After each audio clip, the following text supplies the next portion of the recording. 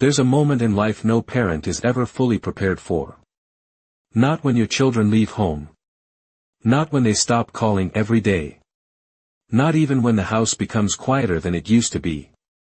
It's something subtler than that. Something harder to explain. The moment you realize, they no longer need you the way they once did. No one announces it. No conversation marks the transition. No one sits you down and says, you are no longer needed the same way. It happens gradually. Quietly.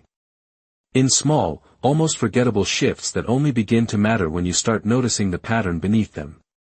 And then one morning, you feel it. The house is still in that particular way only later life understands. Not silent in an empty sense. Silent in an undemanding sense. You wake up without an alarm. Not because you chose to, but because your body still remembers a schedule your life no longer keeps. For a few seconds, before your thoughts fully return, there is a strange neutrality. No pressure. No expectation. Just awareness slowly coming back online. Then it arrives. The room. The light. The absence of urgency. You sit up slowly and listen. Nothing is calling you forward. No footsteps. No voices from another room.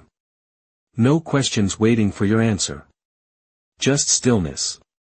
Not peaceful. Not heavy. Just, undemanding. You stand anyway and walk into the hallway. The floor feels familiar beneath your feet, but the movement feels slightly disconnected from purpose. Not wrong. Just thinner somehow, as if the action is still there but the reason behind it has softened. You pass the mirror without stopping, though you are aware of it catching your outline. Not as a reflection exactly. More like a reminder that you are here, even if nothing is asking you to be. In the kitchen, you open the fridge, stare for a moment, then close it again. Not because there is nothing there. Because you are not really looking for food. You are orienting. You fill the kettle. The sound of water becomes the first real sound of the day. You turn it on and rest your hand lightly on the counter, looking out the window. Outside, the world continues exactly as it always has. A neighbor walking his dog. A car backing out of a driveway. The distant hum of something mechanical starting and stopping. Everything is moving. But you are not moving inside it the same way. You pour the coffee and sit down. Across from you is a chair. Empty. It has been empty before. Many times. But today, you notice it differently. Not as furniture. As absence. Not dramatic. Just, present. You take a sip. The coffee is warm, but you do not fully taste it. Your attention is elsewhere. And then the thought appears. Not as a question at first. As a recognition. You are no longer needed the same way. You do not resist the thought. You do not dramatize it. But you do not dismiss it either, because it feels accurate in a way that is difficult to argue with. Your children call less. Not because they don't care. Because they are building lives that no longer require your constant involvement. They decide things on their own. Handle problems without asking. Move through situations you once would have stepped into immediately. And everything about that is correct. That was the goal. That was the purpose of everything you did. And yet, knowing that does not remove the feeling. Because the feeling is not about success. It is about shift. For decades, being needed structured your existence. Not just your schedule. Your identity. You were the one who knew what to do. The one who stabilized uncertainty. The one who answered questions, solved problems, anticipated what might go wrong before it fully formed. Even when they resisted you, you were still central. Being needed gave your presence weight. It gave your days direction. It removed ambiguity. You did not have to ask who you were. Your role answered that for you every day. And now, without conflict, without discussion, that centrality has softened. You are still present. Still important. Still loved. But not structurally essential in the same way. You stand, carry the cup to the sink, rinse it, and set it down. Then you pause with your hands resting lightly on the counter. The pause lasts longer than expected. Not because you forgot what to do next. Because there is no clear next. And that is new. You walk into the living room and sit down. Pick up your phone. Scroll for a moment. News. Messages. Updates. None of it connects to the question forming underneath everything. You lock the screen and place it face down. And that's when the thought becomes a question. Clear enough now to name. If I am no longer needed the same way, who am I now? It is not a desperate question. It is a quiet one. But once it appears, it does not go away. Because for so long, you did not need to define yourself outside of that role. Parenthood was not just something you did. It was something you inhabited completely. It organized your attention, your decisions, your priorities, your emotional responses. And now, that structure is different. Not gone. But no longer dominant. The room is still. The light has shifted slightly. You lean back in the chair and look around the space you know so well. Nothing has changed. And yet everything feels slightly recontextualized. Because you are beginning to understand something deeper than the surface shift. This is not just about your children becoming independent. It is about you becoming undefined in a way you have not been for decades. And that is where the Rael story begins. By midday, the feeling becomes harder to ignore. The morning has a way of softening everything. It creates distance, a kind of quiet buffer that makes the shift feel almost abstract. But as the day settles in, that distance begins to close. Not suddenly. Not dramatically. Just enough that what you felt earlier starts to take shape. You find yourself back in the kitchen again. Not because something needs to be done. Because movement feels easier than stillness.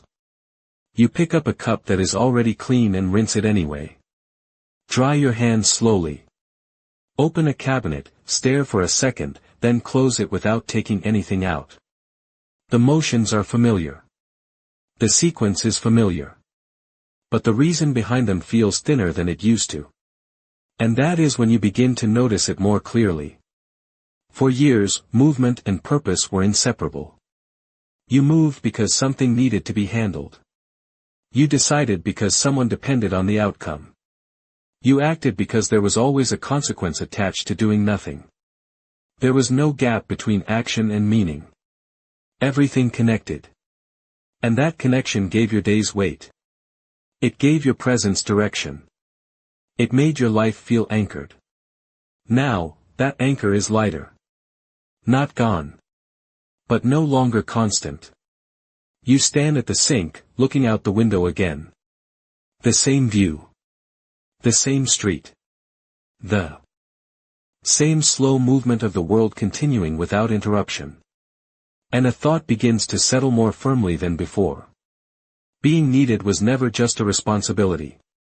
It was a form of certainty. It told you where you belonged in every moment. It removed hesitation. It answered the question of relevance before you even had to ask it. And now, that certainty is fading. Not because you have lost your place. But because your place is no longer being defined in the same way. You walk into the living room. Stop halfway. Turn back. Then pause again. There is no clear destination. And that is what makes it noticeable. For the first time in a long time, you are not being pulled by anything. No urgency. No immediate demand. No one waiting. And without that pull, something shifts. You don't just feel unnecessary. You feel unplaced. Not rejected. Not excluded. Just, not positioned anywhere clearly. And that feeling is difficult to explain to anyone who hasn't experienced it. Because nothing is actually wrong. And yet something is no longer where it used to be.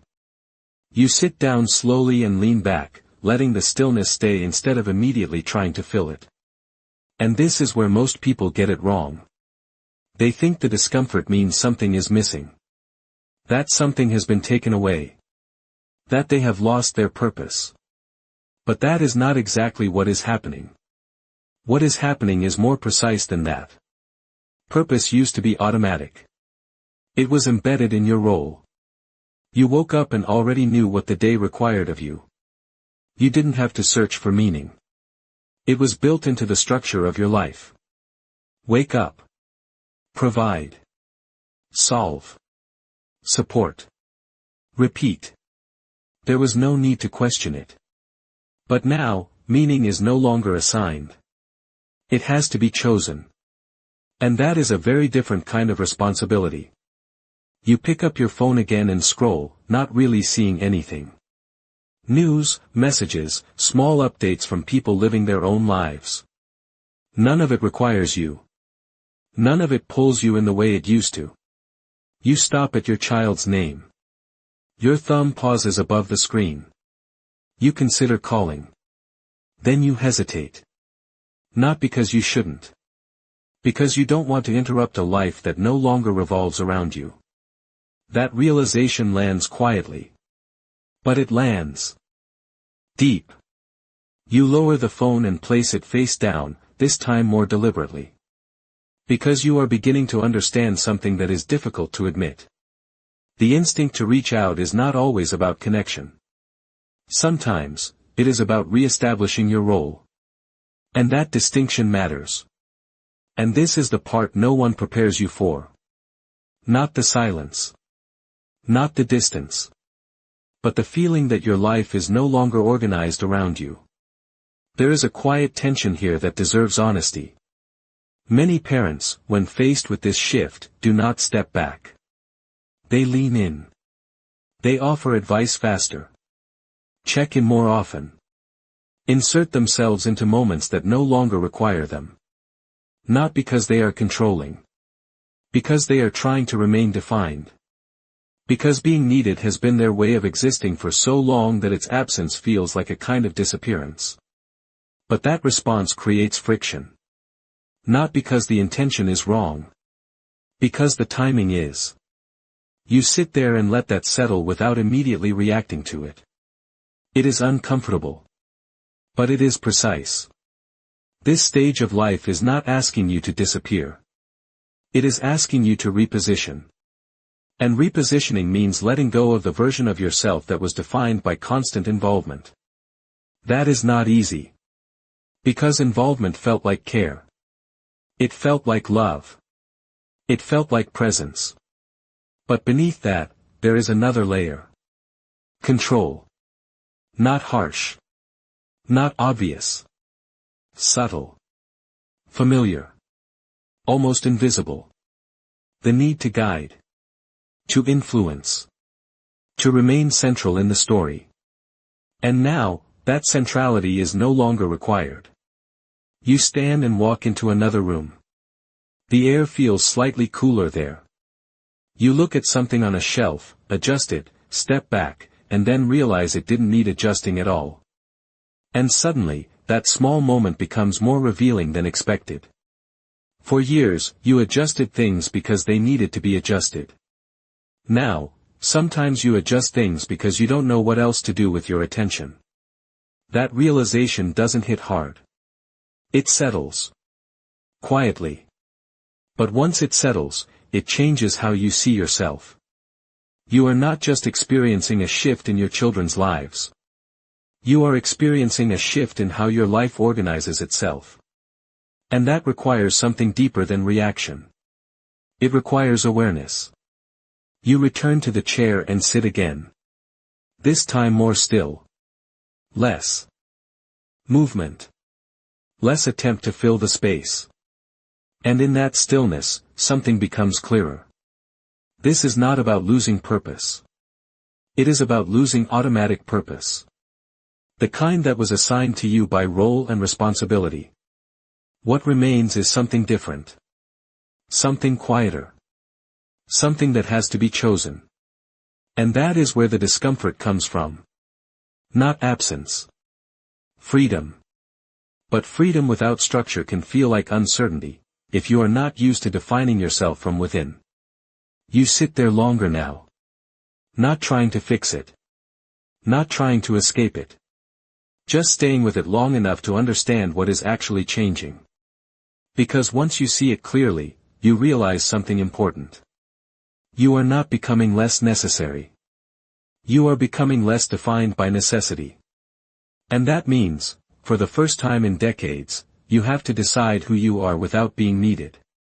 It doesn't happen all at once.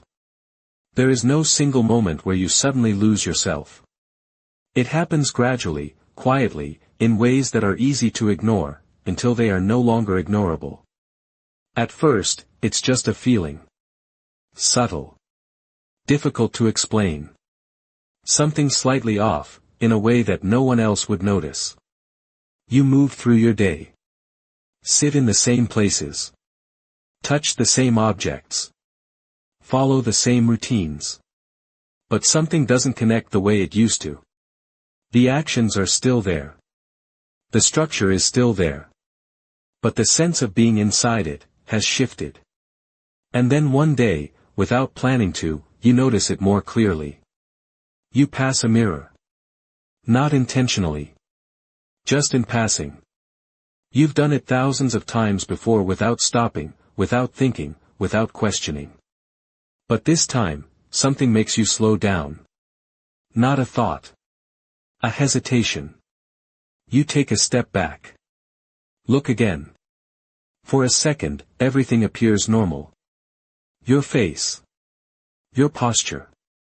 Your expression. Nothing has changed. And yet, something feels different. Not visually. Internally. You are looking at yourself, but you don't feel fully connected to the person you're seeing.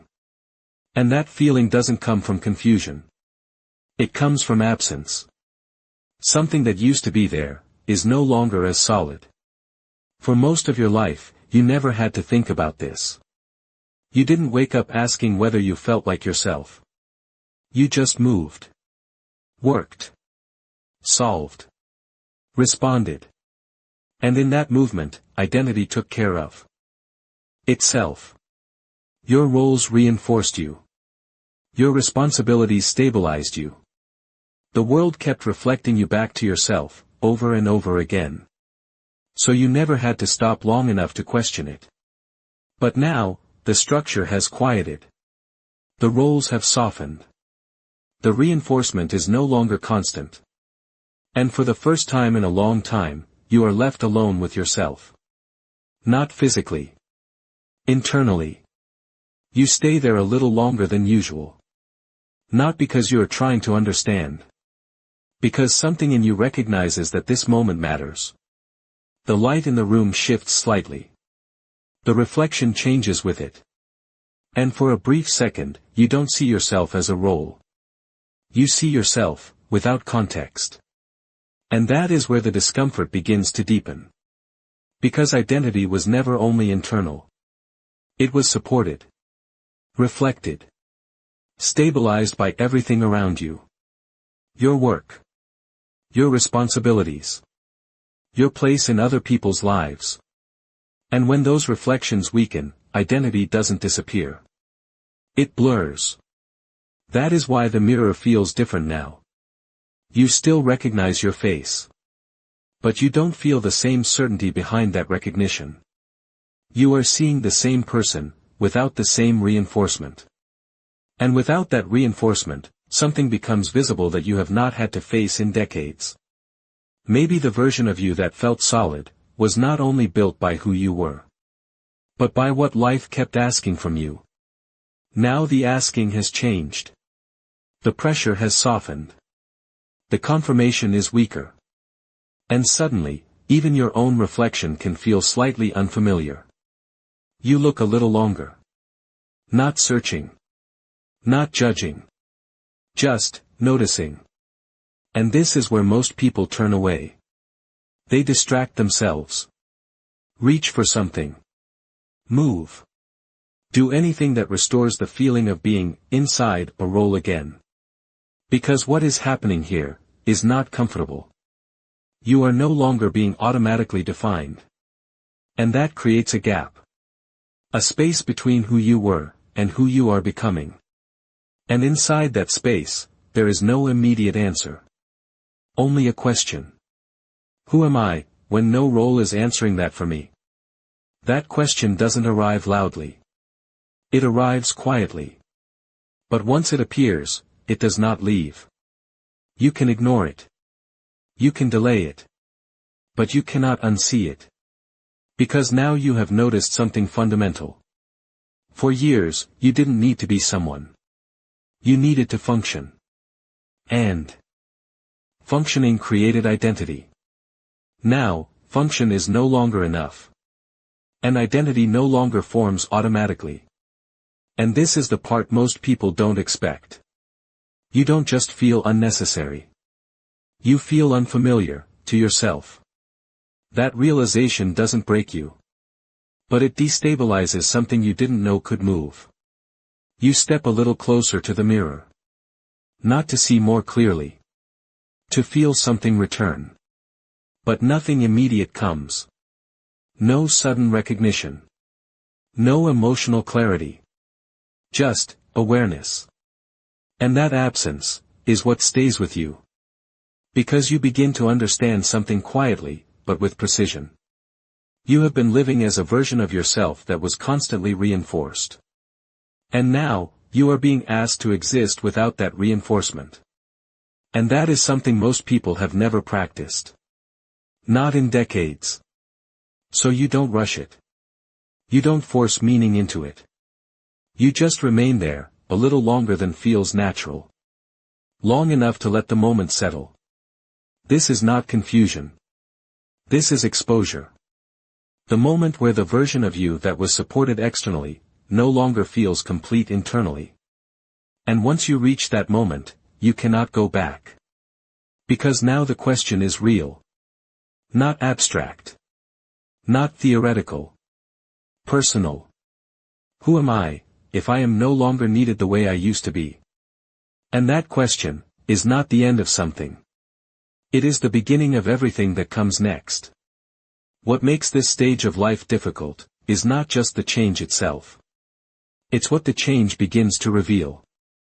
Because once you start to see your identity more clearly, you also begin to notice something else. Something that has always been there, but never fully examined.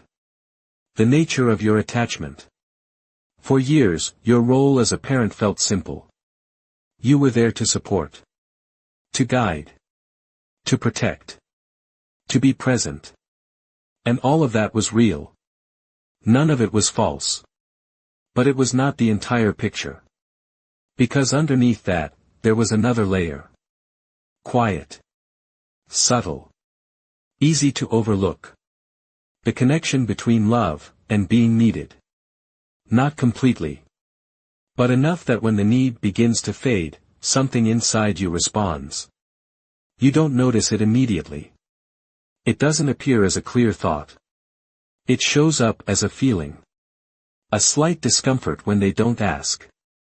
A small hesitation when they decide things without you. A moment of surprise when they handle something you assumed they would come to you for. You don't react strongly. But you notice it. And that noticing begins to accumulate. Because for years, being needed was not just part of the relationship. It was part of how the relationship functioned. They needed you, and that need kept you connected. It gave your presence a clear place. It gave your involvement a clear purpose. It made everything feel stable. Now, that structure is changing. They are still connected to you. Still part of your life. But they no longer rely on you in the same way. And that is where something begins to shift internally. Because being needed did more than create connection. It created identity. It told you who you were in relation to them. And without that, something feels less defined. So without fully realizing it, you begin to reach. Not aggressively. Not consciously. Just, slightly. You offer advice a little sooner than necessary. You check in a little more often than usual. You suggest solutions, even when they haven't asked for them. From the outside, it still looks like care. And in many ways, it is. But internally, something else is also happening. You are trying to re-establish your position. Not out of control. Out of familiarity.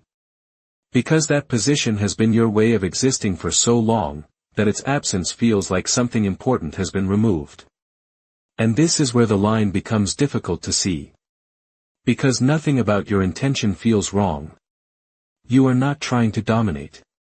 You are not trying to interfere. You are trying to remain connected, in the way you have always known how. But the structure of the relationship has changed. And that old way of connecting, no longer fits in the same way. They are not rejecting you. They are reorganizing their lives. Making space for themselves. Building independence that does not require constant reference to you. And in that reorganization, you are no longer at the center. That shift is natural. But it does not feel natural. Because for so long, love and involvement were intertwined. The more involved you were, the more connected you felt. The more needed you were, the more certain you felt about who you were. Now, involvement looks different. And certainty does too. And that creates a quiet tension. Not loud. Not visible. But present. It shows up in small pauses. Moments where you are not sure whether to speak, or stay silent. Whether to step in, or step back. Whether to guide, or to trust. And this is where many people struggle. Because stepping back feels like losing something. It feels like distance. Like absence. Like becoming less important. But stepping forward in the same way as before, can feel intrusive. And that creates a conflict that is not easy to resolve. Not because there is no answer. Because the answer requires a shift in identity. You are no longer the one who directs everything. You are no longer the one who stabilizes every situation. You are no longer the center of their decisions. And accepting that is not just emotional. It is structural. It requires you to let go of a version of yourself that has existed for decades. And that is not something you can do instantly. Because that version of you was not just a role. It was a foundation. So when it begins to change, you don't just feel distance. You feel disorientation. And this is where honesty becomes necessary. Not harsh honesty. Clear honesty. You were not only attached to your children. You were also attached to being needed by them. And there is nothing wrong with that. It is human. It is how connection forms over time. But if you don't see it clearly, you will try to hold on to something that is already evolving. And that creates friction. Not because you love too much. Because you are holding on to a structure that no longer exists in the same way. You stand in the room for a moment longer than usual. Not moving. Not deciding. Just letting that truth settle. And as it settles, something begins to shift. You stop interpreting their independence as distance. You stop interpreting their silence as absence. You begin to see that their lives are expanding. Not away from you. Beyond needing you in the same way. And that understanding changes how you respond. Instead of stepping in automatically, you pause. Instead of offering immediately, you listen. Instead of placing yourself at the center, you stand slightly to the side. Not removed. Not disconnected. Just, repositioned. And that repositioning does not reduce your importance. It changes the nature of it. Because now, your presence is no longer based on necessity. It is based on choice. They choose when to come to you. You choose how to be there when they do. And that kind of connection is different. Quieter. Less constant. But often more real. Because it is not driven by dependence. It is shaped by awareness. And that shift is where love becomes something deeper. Not something that holds on. Something that allows. And that is not a loss of connection. It is a transformation of it. One that asks you to let go of control, without letting go of care. And that distinction is what allows you to move forward without losing yourself in the process. After you begin to see it more clearly, something inside you starts to shift. Not all at once. Not in a way that resolves everything. But in a way that softens the resistance. Because once you understand what is actually happening, you stop fighting it in the same way. You stop trying to return to how things were. Not because you don't miss it. But because you begin to see, it no longer fits the life you are in now. And that realization is where letting go begins. Not as a single decision. But as a series of small adjustments. You notice it in the way you pause before speaking. In the way you hold back a suggestion, just long enough to see if it is actually needed. In the way you listen, without immediately preparing a response. These are small changes. Almost invisible from the outside. But internally, they are significant. Because for so long, your way of caring was active. It was expressed through involvement. Through guidance. Through stepping in before something became a problem. Now, care begins to take a different form. Less visible. Less immediate. But not weaker. Just, quieter. You find yourself sitting longer in moments that used to be filled automatically. A conversation ends, and you don't rush to extend it. A message comes in, and you don't respond immediately. A problem is mentioned, and you don't move to solve it right away. At first, this feels unnatural. Almost like you are holding something back. But over time, you begin to understand what is actually happening. You are creating space. Not distance. Space. Space for them to move. Space for them to decide. Space for them to become who they are, without constant reference to you. And in that space, something unexpected begins to happen. The tension inside you starts to ease. Not because everything is clear. But because you are no longer trying to hold everything together. You are allowing it to evolve. You notice this most in quiet moments. Sitting by yourself. Looking out the window. Watching the light shift slowly across the room. Moments that used to feel empty, begin to feel different. Not full. But open. And there is a difference. Emptiness feels like something is missing. Openness feels like something is possible. That shift is subtle. But once you feel it, you cannot unfeel it.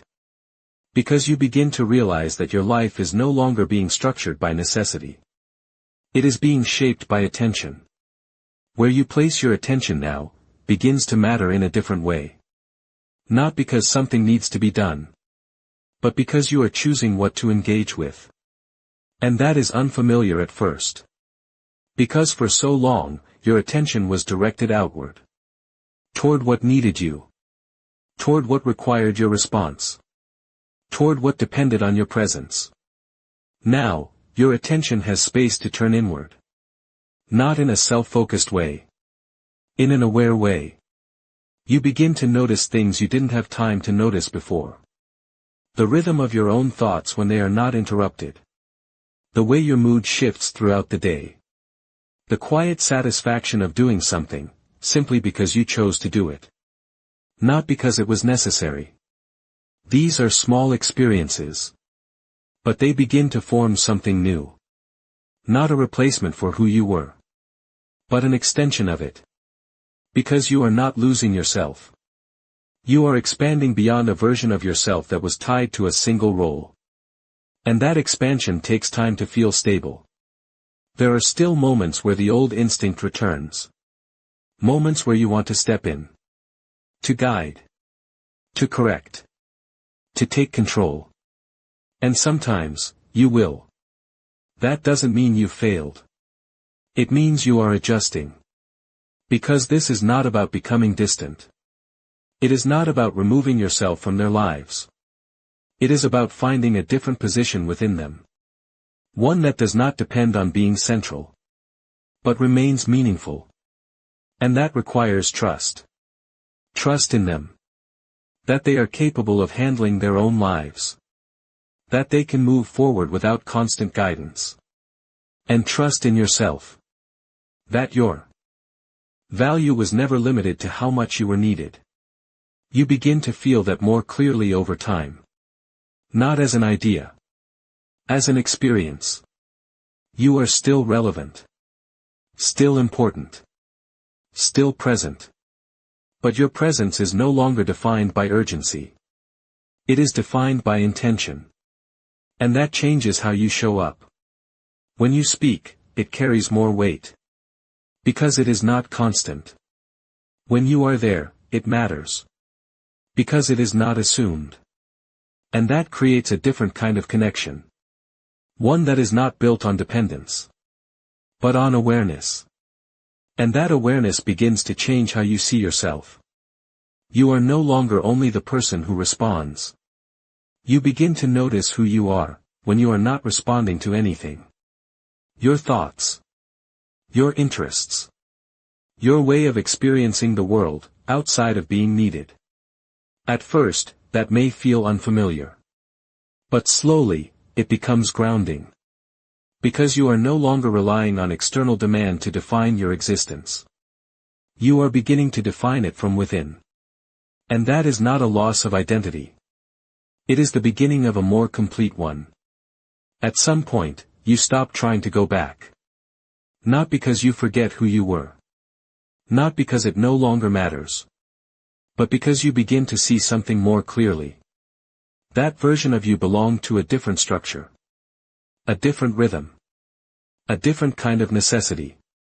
For years, your life moved around what was required of you. There were things to handle. People to support. Situations that needed your presence. And within that movement, everything made sense. You didn't have to ask who you were. You were needed. And that answered the question for you. But now, that structure has changed. Not disappeared. Changed. And because it has changed, you cannot return to that same identity and expect it to feel natural again. That is where many people get stuck. They wait for the old feeling to come back. They hope the clarity will return on its own. They try to move the same way they used to, in a life that no longer requires it. But nothing inside you is broken. You are not failing to be who you were.